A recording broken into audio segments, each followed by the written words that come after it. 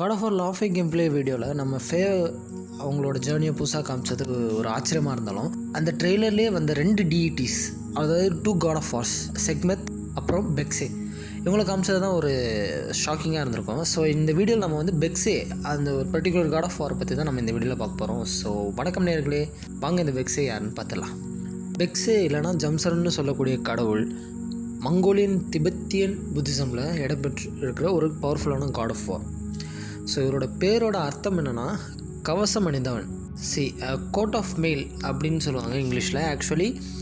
Actually code of mail அப்படின்னா ஒரு protective கார்மெண்ட்னு சொல்லலாம். தௌசண்ட்ஸ் ஆஃப் மெட்டல் ரிங்ஸை இன்டர்லாக் பண்ணி ப்ரொடெக்டிவ் லேயராக கொண்டு வர ஒரு கார்மெண்ட். மங்கோலியன் ராஜாக்கள், போர் வீரர்கள், அவங்களாம் அவங்களோட போரில் ஜெயிக்கிறதுக்கு, அப்புறம் அவங்க பாதுகாப்புக்கு, வீரத்துக்காக பெக்ஸேவை வணங்கியிருக்காங்க.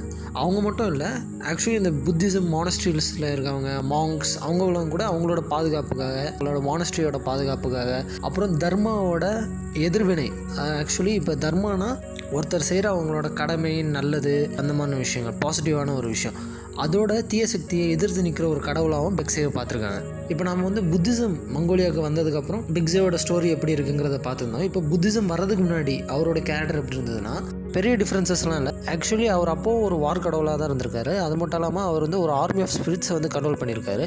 போரில் ஜெயிக்கிறதுக்காகவும் அவரை வணங்கியிருக்காங்க. அது மட்டும் இல்லாமல் பெக்ஸேவோட கோவத்துக்கு, சக்திக்கெலாம் பயந்து தான் மக்கள் அவரை வணங்கியிருக்காங்க. ஸோ 16th செஞ்சுரியில் தான் சோனம் கேட்ஸோ அப்படிங்கிற ஒரு மங்கோலியாவில் புத்திசம் ஸ்ப்ரெட் பண்ணுறதுக்காக வந்திருக்காரு. ஸோ இவர் வந்து திபெத்தியன் புத்திசமோட ஒரு லீடர்.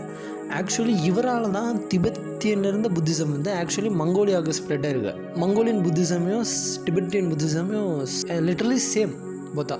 ஆக்சுவலி இவர் வந்து அவரோட புத்திசம்ஸை வந்து டிபெட்டியன் புத்திசம் வந்து ஸ்ப்ரெட் பண்ணுறது வந்து பெக்ஸேக்கு பிடிக்கல அப்படின்னும், அதனால் அவர் வந்து சோனம் கேட்ஸோவை சேலஞ்ச் பண்ணதாகவும் இந்த மித்தாலஜியில் சொல்லப்படுது. ஸோ அப்போ வந்து சோனம் கேட்ஸோ அவரோட ஸ்பிரிச்சுவல் பவரும் விஸ்டத்தை வந்து வெளிப்படுத்தியிருக்காரு. அதை பார்த்த பெக்ஸே இந்த சக்திக்கு முன்னாடி தன்னால் போராட முடியாதுன்னு புரிஞ்சுக்கிட்டதாகவும், ஸோ அதுக்கப்புறம் பெக்ஸே வந்து புத்திசம்க்கு எதிராக இருக்க மாட்டேனும், தர்மாவை ப்ரொடெக்ட் பண்ண வேணும், மானஸ்ட்ரீஸில் இருக்க மாங்ஸை வந்து காப்பாற்ற வேணும், தன்னோட போர் சக்தி, கலைகள், அப்புறம் அதோட முறைகள் எல்லாத்தையும் நல்லதுக்கு தான் பயன்படுத்துவேன் அப்படின்னு ஒரு சத்தியம் எடுத்ததாக சொல்லப்படுது. இந்த சத்தியத்துக்கு அப்புறம் தான் பெக்ஸே வந்து ஒரு தர்மபலா, அதாவது தர்மாவோட பாதுகாவலனாக அழைக்கப்படுறார்.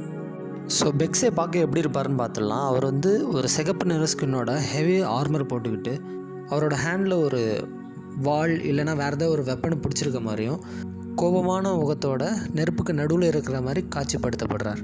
இப்படி ஒரு கொடூரமான உருவத்தோடு இருக்கிறனால இவர் வந்து ஒரு ஈவில் அப்படிங்கிற மாதிரி ஒரு ஃபோர்ஸோட காமிக்கப்படல.